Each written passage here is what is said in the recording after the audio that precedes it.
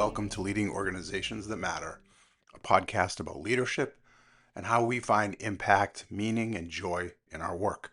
I'm Ray Spadoni, and today's topic is the strategic plan refresh. I've been working with a number of healthcare and other nonprofit organizations over the past several years on the development of comprehensive strategic plans. Most of them have capitalized on the opportunity by listening to those in the internal and external environments, considering what has shifted over time, and making an honest assessment about threats and opportunities.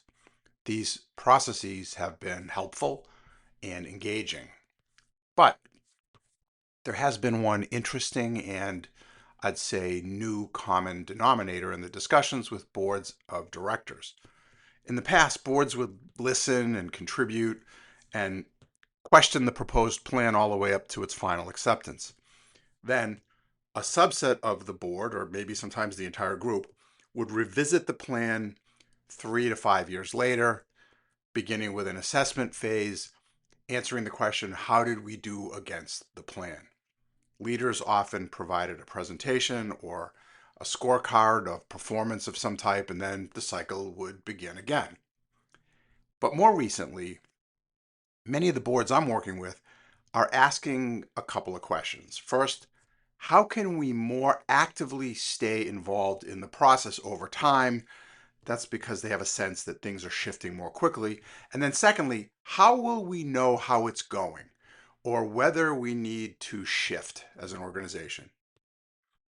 I believe that boards have begun to acclimate to a faster pace of change and also to the fact that something unexpected can come at you from the blind side and negatively impact you in ways that you never saw coming.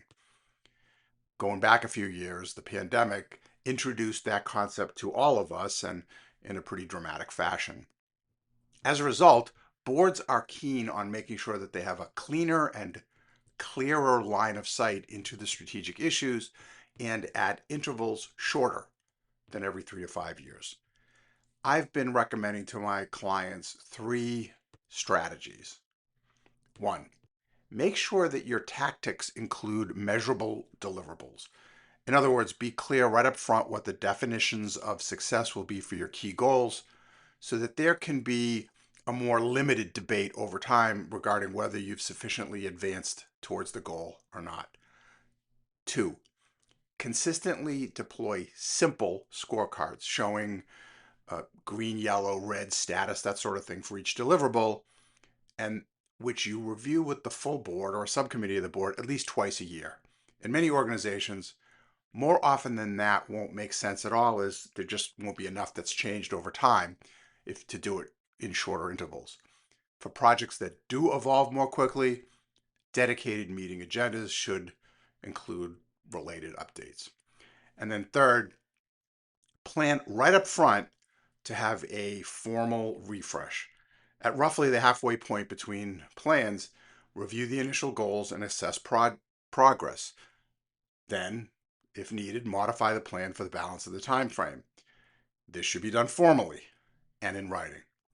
Planning this up front should give the board more confidence that they'll have an opportunity to understand performance against goals, along with the changes that inevitably come and which can impact the plan itself, and then have an opportunity to provide additional input as needed. I do not recommend that the refresh be anything at all nearly as comprehensive as the plan development itself. Rather, it's something that should be done pretty quickly and according to some type of a predefined methodology, i.e. agreed upon up front. Consider adding the strategic plan refresh to your process. If you'd love to discuss this for your organization, please feel free to reach out. Thanks. Thanks for listening. Leaving a positive review and letting others know about this podcast will help a great deal. My mission is to help empower organizations that matter by supporting those who lead them. I offer coaching, mentoring, and consulting services. You can learn more about me and my work at rayspadoni.com.